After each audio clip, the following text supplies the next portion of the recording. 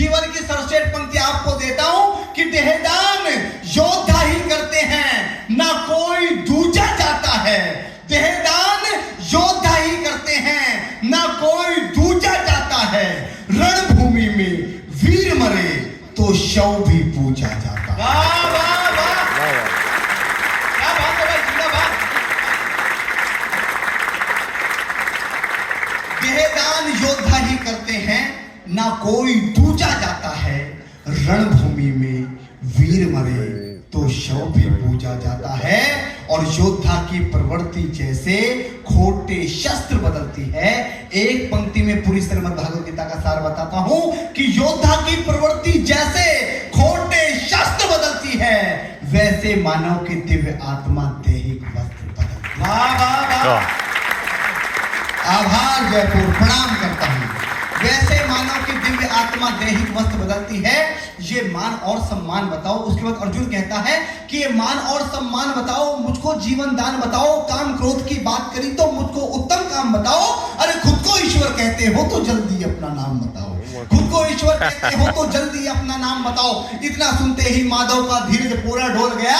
तीन लोक का स्वामी फिर बेहद गुस्से में बोल गया, अरे कान खोल कर सुनो पार्थ, मैं ही त्रेता का राम हूं। कान खोलकर सुनो पार्थ, में ही त्रेता का राम हूं। कृष्ण मुझे सब कहते हैं, मैं द्वापर का घनश्याम हूं। रूप कभी नारी का रखकर मैं ही केस बदलता हूं। धर्म बचाने की खातिर मैं अनगिन वेश बदलता हूं। विष्णु जी का षष्ठ रूप में परशुराम मत वाला हूं। नाग कालिया के फल में मैं मर्दन करने वाला हूं। बाकासुर और महिषासुर को मैंने जिंदा गाड़ दिया। बाकासुर और महिषासुर को मैंने जिंदा गाड़ दिया। नरसिंह बनकर धर्म की खातिर हिरण्यकश्यप फाड़ दिया। क्या बात है। नरसिंह बनकर धर्म की खातिर हिरण्यकश्यप फाड़ दिया। और रथ नहीं तनिक भी चलता है, बस मैं ही आगे बढ़ता हूं। मित्रों, जब मैं गीता का 10वां अध्याय पढ़ रहा था तो गीता के 10वें अध्याय पर 10-10 नोबेल पुरस्कार बलिदान किए जा सकते हैं। अगर धरती के सारे नोबेल पुरस्कार माँ गीता को दे दिए जाएं तो नोबेल पुरस्कार कम पड़ जाएंगे, माँ गीता बड़ी हो जाएगी।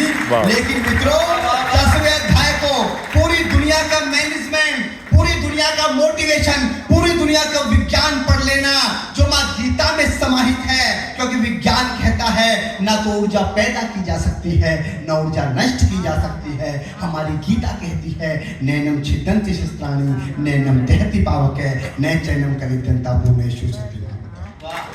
तब जाके कहता हूं कि देहदान, लेकिन 10वें अध्याय को केवल 2 पंक्तियों में ढाला कि रथ नहीं तनिक भी चलता है, बस मैं ही आगे बढ़ता हूं।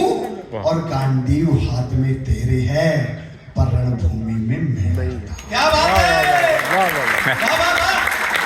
गांडीव हाथ में तेरे है, पर रणभूमि में मैं लड़ता हूं। इतने ऊंचे थे भगवान की सर में अंबर लगता था, और हजारों भुजा देखकर अर्जुन को डर लगता था। जैसे ही मेरे माधव का कद थोड़ा सा बड़ा हुआ, सहमा सहमा सा था अर्जुन एकदम रस्ते खड़ा हुआ। माँ गीता के ज्ञान का सीधा हृदय पर प्रहार हुआ। मृत्यु के आलिंगन हेतु फिर अर्जुन तैयार हुआ। मृत्यु के आलिंगन हेतु फिर अर्जुन तैयार हुआ कि जितने यहाँ अधर्मी हैं चुन चुन कर उन्हें सजा दूंगा। इतना रक्त बहाऊंगा, धरती की प्यास बुझा दूंगा। जिधर बाण चले पार्थ के सब पीछे हट जाते थे। रणभूमि के कोने कोने लाशों से पट जाते थे। धर्मराज के शीश के ऊपर राज मुकुट की छाया थी। भगवान ने युद्ध जितवा दिया, युधिष्ठिर का राज्याभिषेक हुआ। कविता की अंतिम पंक्तियां कि धर्मराज के शीश के ऊपर राज मुकुट की छाया थी, पर सारी दुनिया जानती थी ये बस केशव की माया थी। पर सारी दुनिया जानती थी ये बस केशव की माया थी। और धर्म किया स्थापित जिसने, दाता दया निधान